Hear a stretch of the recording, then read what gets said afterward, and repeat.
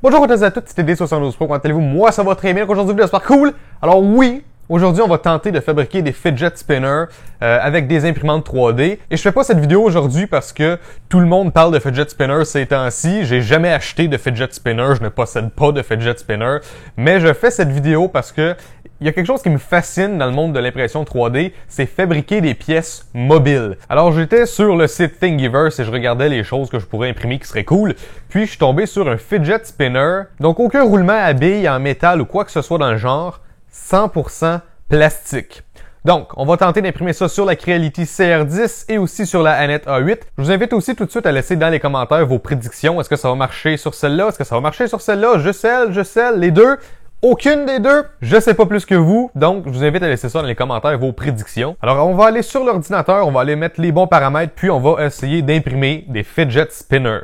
Ok, alors on est maintenant à l'ordinateur, on est sur le site Thingiverse et vous pouvez voir ici Fidget Spinner One Piece Print No Bearings Required. Donc aucun roulement à billes, c'est fait par l'utilisateur Moz64 et on voit qu'on a plusieurs versions, donc loose, center, flat, mais essentiellement ce qui est important, on voit qu'on peut utiliser tout simplement une résolution de 0.2 mm.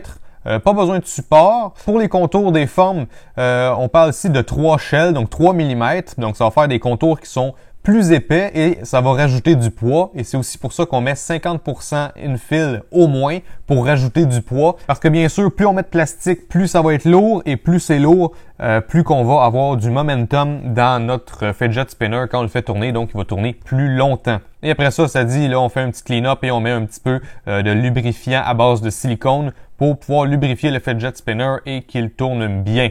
Donc là, je vous avais dit qu'il y avait plusieurs versions. Donc il y a la version standard, c'est celle-là qu'on va utiliser aujourd'hui. On a ensuite la version loose qui est faite pour les imprimantes qui sont peut-être moins précises, donc avec des tolérances qui vont être un petit peu mieux adaptées. Donc là, on va aller dans Thing Files. Donc OK, Fidget Spinner et Fidget Spinner Loose. Je vais télécharger les deux parce que si ça fonctionne pas le Fidget Spinner normal, je vais essayer la version loose. Voilà. Je vous montre tout de suite les paramètres que je pense utiliser. 0.2 mm comme résolution. Wall thickness, je lui mets 3 mm, donc plus solide, plus de poids, etc. Ça va être bien. Donc si on regarde la différence, je me mets, disons, ici, voilà. Si je me mets à, disons, je sais pas, 0.8 mm, vous allez voir la différence assez vite. Vous voyez là que là, on a une grande surface jaune, donc avec notre 50% infill. Sinon, si on revient à 3 mm, vous allez voir, il y a presque plus de jaune. Donc voilà, il y a juste un petit peu au centre là, qui va avoir du infill à rajouter. Donc je vous invite à jouer avec ça, là, le 3 mm et le 50%. Faites à peu près ce que vous voulez. Moi, je vais prendre les paramètres qui sont recommandés sur Thingiverse. La température de mon PLA, là, 200 degrés, c'est bon, ça fond. 60 degrés pour le lit, c'est correct. 1.75 mm, bien sûr. Flow de 100%, bien sûr. Rétraction way. Print speed, je vais le mettre à 50 et avec un travel speed de 100. Ça devrait être pas trop rapide, mais pas trop lent non plus, c'est pas si mal. Et bien sûr, je veux avoir le print cooling. Donc, en théorie, 2h49 minutes, mais ça, on le sait, c'est pas toujours précis quand c'est pas des imprimantes Ultimaker. Mais ici, qu'est-ce qui est plus important pour nous? 9.32 mètres de filament, 27 grammes à peu près, 83 sous. Donc ça, c'est pour la Creality CR10. Mais pour la Annette A8, honnêtement, ça va être pas mal semblable. Donc là, vous voyez, le volume vient de changer parce que j'ai mis le paramètre de la Annette A8. Mais essentiellement, même dans mon profil A8, j'ai mis pas mal les mêmes choses. 0.2, 3, 50%, 200 degrés. Bon, il y a juste la vitesse que je veux essayer d'y aller un peu plus vite avec la Annette A8. Donc 75 mm/s en print speed et 150 mm/s en travel speed. Je vais voir qu'est-ce que ça va donner. Parce qu'en général, c'est à cette vitesse-là que j'imprime avec la Annette A8. Donc si ça c'est trop rapide puis que ça fait des mauvais résultats, j'essaierai de descendre la vitesse. Naturellement, les estimations sont pas mal semblables, il y a juste la vitesse qui a changé bien sûr. Donc, on va aller mettre les cartes SD dans les imprimantes et on va essayer d'imprimer ça.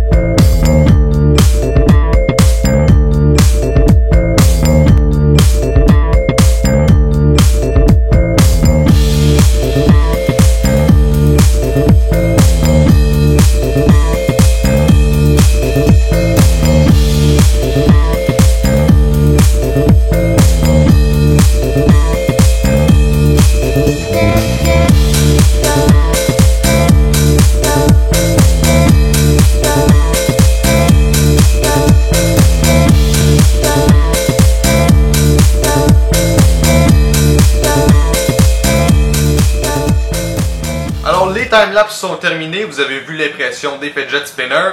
Et effectivement, celui qui a été fabriqué avec la Creality CR10 fonctionne super bien. Je veux dire, après l'avoir lubrifié là, avec du lubrifiant à base de silicone, je suis capable de le faire tourner pendant presque 10 secondes. C'est quand même vraiment pas si mal. Puis absolument, là, tous les trucs qui sont censés tourner, ils tournent. Hein? Regarde, je peux faire ça comme ça, voilà. Ça fonctionne quand même franchement bien. Puis en plus, quand je le fais tourner vite, j'ai comme l'effet gyroscope un peu quand je tourne comme ça, comme un vrai fidget spinner. Donc très content de la Creality CR10 qui a imprimé ce truc-là qui est quand même vraiment pas si mal. Les premières layers ont eu un petit peu de difficulté à coller, je pense. C'est pas le meilleur look, mais je veux dire, côté fonctionnalité, en tout cas, aucun problème, fonctionne super bien.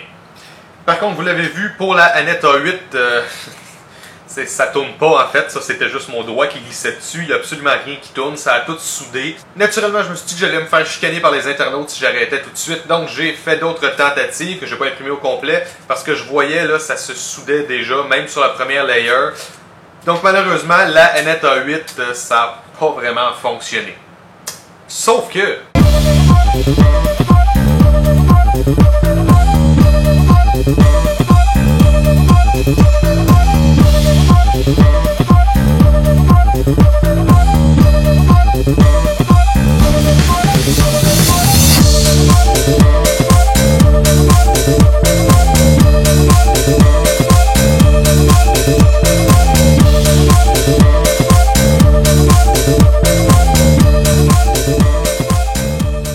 Ah, je vous ai bluffé! Ça a fini par fonctionner. J'étais vraiment content quand ça a fonctionné. Donc à l'ordinateur, tantôt, je vous ai parlé qu'il y avait le modèle normal et le modèle loose. Donc j'ai essayé le modèle loose. Et le modèle loose, au départ, il marchait pas. Vous avez vu mes deux tentatives ici, là, qui sont genre une layer d'épaisseur. Ça n'a pas fonctionné. Sauf que j'ai trouvé, c'était quoi mon problème? C'est que ma courroie sur l'axe des Y était trop lousse. Donc, ça fait que mes ronds n'étaient pas ronds, ils étaient un peu plus ovales. Mon problème venait de là. Donc quand j'ai ajusté ma courroie sur l'axe des Y, j'ai imprimé ça et ça a fonctionné d'un coup. Donc je pense que même avec la Annette A8, c'est pas nécessaire de prendre le modèle loose. Je pense que vous pouvez prendre le modèle normal. Puis ben écoutez, ça fonctionne. Voilà. Il fonctionne le fidget spinner. Donc je suis vraiment content de voir que même la Annette A8, qui est une imprimante à 250 $, elle a été capable de faire un truc qui... imprimant en 3D qui tourne là. Puis c'est une pièce imprimée. Puis... bien sûr, celle-là, je m'attendais à ce que ça fonctionne, imprimante à 600-650 $. Donc voilà, je vais maintenant 2 fidget spinners. Alors voilà, j'espère que vous avez aimé cette vidéo sur les fidget spinners imprimés en 3D 100% plastique. Donc si vous avez d'autres suggestions de choses que vous aimeriez me voir imprimer, que ce soit des trucs qui bougent ou des trucs qui bougent pas, c'est pas important. Tant que c'est quelque chose qui pourrait être intéressant, laissez ça dans les commentaires, moi je vais lire ça, puis si je vois quelque chose qui m'attire, eh bien je vais tenter de l'imprimer et je vais bien sûr faire une vidéo à propos de cela. Donc, n'hésitez pas à laisser un j'aime et un commentaire si vous avez aimé la vidéo. Il va y avoir des liens dans la description pour aller voir mes reviews de ces deux imprimantes-là, et aussi pour vous les procurer si vous le voulez. Et bien sûr, n'oubliez pas de me rejoindre sur tous les réseaux sociaux, YouTube, Facebook, Twitter, Google+, et Instagram. Et moi je vous revois une prochaine fois dans une autre vidéo. Ciao tout le monde!